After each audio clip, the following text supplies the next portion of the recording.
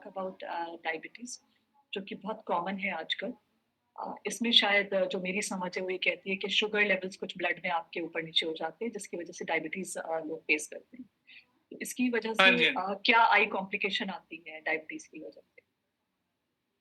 तो डायबिटीज़ जो है बेसिकली मैंने काफ़ी बारी अपने और भी सेशंस में बताया है कि India is known as the diabetic capital of the world. इस टाइम पे जो सबसे ज़्यादा प्रेवलेंट डिज़ीज़ इंडिया में है, जो एपिडेमिक है, वो डायबिटीज़ का है। अब डायबिटीज़ इतना ज़्यादा प्रेवलेंट है कि उसकी वजह से अब जो और भी कॉम्प्लिकेशंस हैं, वो भी बहुत ज़्यादा आ रही हैं, क्लिनिकली हमें देखने में। तो आई पॉइंट ऑफ व्यू से जो डायबिटीज़ है, उसकी वजह से डायबिटिक रेटिनोपैथी बहुत कॉमन है। तो डायबिटिक रेटिनोपैथी की बहुत सारे स्टेजेस होते हैं। आप इसको ऐसे लेके चलो कि माइल्ड फॉर्म से लेके बहुत ही सीवियर फॉर्म में डायबिटिक रेटिनोपैथी प्रेजेंट कर सकती है आई के अंदर। इसके अलावा अपार्ट फ्रॉम रेटिनोपैथी, डायबिटीज जो आपकी ऑप्टिक नर्व है उसको अफेक्ट कर सकती है, जिसको हम इस्चेमिक ऑप्टिक न्यूरोपैथी बोलते हैं।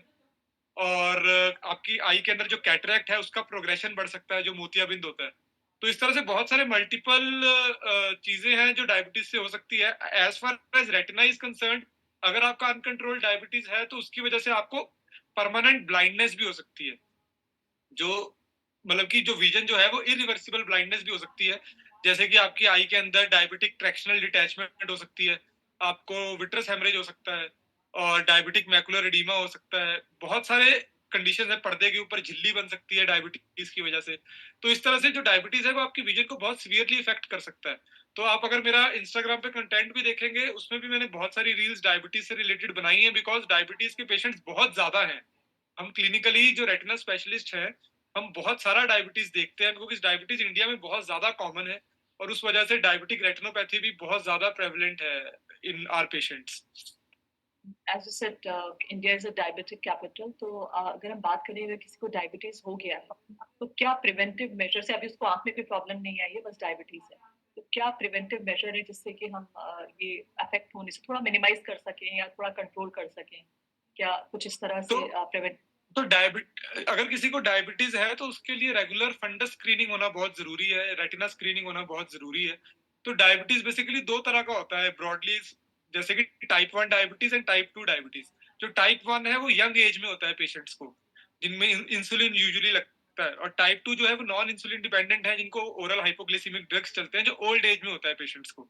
अब जो टाइप 1 डायबिटिक है, उसमें कोई लेटेंट पीरियड नहीं होता, मतलब कि वो सडनली आपको पता लगता है कि आपको डायबिटीज है। ऐसे पेशेंट्स के अंदर तो यूजुअली रिकमेंडेड है कि आपको जिस दिन डायबिटीज डायग्नोज हुआ है, उसके 5 इयर्स के बाद आपको अपना फंडस स्क्रीनिंग करवाना चाहिए। जबकि जो टाइप 2 डायबिटिक्स हैं, जिनको suppose after a particular age उनको डायबिटीज पता लगा है कि उनको डायबिटीज हो गया, आफ्टर 50-60 इयर्स एज में जिनको होती है नॉन इंसुलिन डिपेंडेंट डायबिटीज, उनको तो इमीडिएटली अपना फंडस एग्जामिनेशन कराना चाहिए। अपना फंडस एग्जामिनेशन का मतलब है कि अपना रेटिना एग्जामिनेशन करवाना चाहिए, क्योंकि उनके अंदर ऑलरेडी जिस टाइम पे उनको डायबिटीज डायग्नोज हुआ है, क्योंकि बहुत लॉन्ग स्टैंडिंग डिजीज रहा होगा, उस वजह से उनको पर्दे में ऑलरेडी चेंजेस आ रखे होते हैं। जैसे मैंने आपको ब्लड प्रेशर के बारे में बताया, उसी तरह से कई बार ऐसा होता है कि पेशेंट हमारे पास रूटीन चेकअप के लिए आता है, और हम उनके पर्दे में ऐसे चेंजेस देखते हैं, और जब उनको डायबिटीज के टेस्ट वगैरह करवाते हैं तो उनमें डायबिटीज निकलता है। बहुत सारे अनअवेयर डायबिटिक्स या न्यूली डायग्नोज डायबिटीज हम आई एग्जामिनेशन के थ्रू पिक कर सकते हैं। That is quite right. Doctor की एडवाइस है कि आपको अगर डायबिटीज हो जाए तो रूटीन चेकअप इज मस्ट। आप इंतजार ना करें कि आपकी आंखें खराब हो तो फिर जाएं, आप रूटीन चेकअप आप लेते रहे and do as the doctor is advising you. पर एक चीज और मैंने प्रिविलेंट देखी है इंडिया में, क्या होता है कि जब आपको कोई चीज लंबे टाइम तक आपको पता है ये ठीक नहीं होता है, तो लोग आसान रास्ते शॉर्टकट्स ढूंढते हैं कि कहीं से कुछ ना एक शॉर्टकट मिल जाए, ये तो इनसे तो ठीक होगा नहीं, पर हम कहीं और चले जाते हैं या फिर देसी नुस्खे अपना लेते हैं। तो एक किसी तरह का मैंने कहीं पर क्वेश्चन पढ़ा था, उसमें था कि मैं अपनी आई ड्रॉप्स को अगर डेली डोज ऑफ सिनेमन से कर दूं रिप्लेस, तो क्या कंट्रोल हो जाएगी डायबिटीज मेरी आंखों में? हालांकि आंखों में तो शायद डायबिटीज नहीं होती, तो पर ये है इस तरह नहीं, की देखिए क्वेश्चन था। ऐसा नहीं है, मतलब जो भी आपने डोंट थिंक रिवर्स होती है, अब वो शुगर बिकॉज फ्री वाला जो मैं तो आजकल कॉन्सेप्ट चला है कि शुगर फ्री हम खा लें या गुड़ खा लें, मैंने आपकी रील भी देखी थी, दैट वाज वेरी फनी कि मैं गुड़ खा रहा हूँ तो मुझे डायबिटीज नहीं होगी। हाँ, तो अगर तो इस ये तरह तो की मेरा एक पेशेंट ही था, क्योंकि हम्म। मेरी मेरी आदत है कि मैं अपने पेशेंट से पहले बात करता हूँ, ये नहीं कि डायरेक्टली आए और उनको देखना शुरू कर दिया। तो जो भी पेशेंट आता है डायबिटीज को, उनसे यही पहली बात पूछी जाती है कि आपका शुगर कंट्रोल कैसा चल रहा है। आई चेक करने से पहले मेरा फर्स्ट क्वेश्चन यही होता है कि शुगर कंट्रोल आपका कैसा चल रहा है। एंड उस पेशेंट ने मेरे को आके बोला, डॉक्टर साहब जब से आपने बोला है शुगर कंट्रोल करनी है, तब से मैंने चाय में चीनी छोड़ दी है, अब मैं चाय तो गुड़ के साथ लेता हूँ। तो that was that just stuck my mind कि मतलब despite telling him so much कि आपको अपना मेटाबॉलिक कंट्रोल, आपको अपनी डाइट अच्छी रखनी है, ये अब उनके दिमाग में कहाँ से आया है, उनके आसपास के रिश्तेदारों ने, आस पड़ोस ने कुछ बताया होगा कि चलो यार नहीं, चीनी छोड़ पर दो, ये गुड़ ले मिथ लो, है गुड़ कि वो हेल्दी है। व्हाइट शुगर आजकल बिल्कुल विलेन बना दिया है। तो उसको आप कहते हैं कि आप गुड़ से खा लो या वो खा लो, जो आपने कहा ना शक्कर खा लो। तो वो एक देसी चीज़ है, तो उसमें कोई मिलावट नहीं है, तो वो हार्मफुल नहीं है। White sugar is a villain.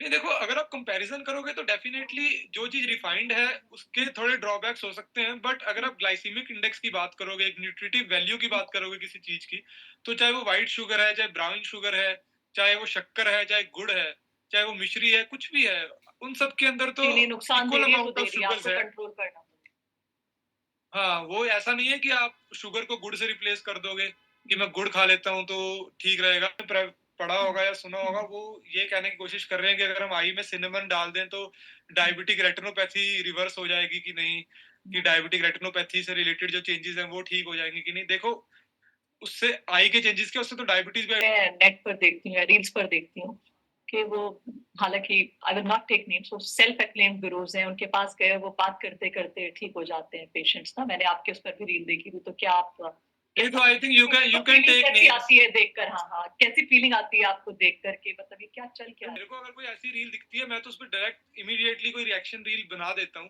Because I just want people to know. अगर मेरी रील से या मेरी किसी वीडियो से अगर 100 में से एक इंसान भी समझ जाए, है? तो I think my message is conveyed. Even if 99 people of them still believe कि वो गुरु या फिर वो कुछ भी आपको दूर से वाईफाई ट्रीटमेंट के थ्रू आपका कैटरेक्ट निकाल सकता है, and 99 of them believe, but 1% एक इंसान सोचे कि नहीं यार, किसी ने अगर इस पे बताया है तो हो सकता है कि ये गलत है, हमें वहां जाके अपना टाइम वेस्ट नहीं करना चाहिए और आई डॉक्टर को दिखाना चाहिए। क्योंकि मेरे जो रील्स का कॉन्सेप्ट है वो basically more of education plus entertainment है। So I don't call it just an educative content or an entertainment content. I usually like to call it as edutainment content. कि उसमें entertainment भी है, but एक deep message है जो अगर कुछ लोग भी समझ जाए, I think my purpose is solved. And I think that is the language that people is understanding. Education plus humor. So that is how people are Yeah. relating the stuff. उनको एकदम हिट करता है।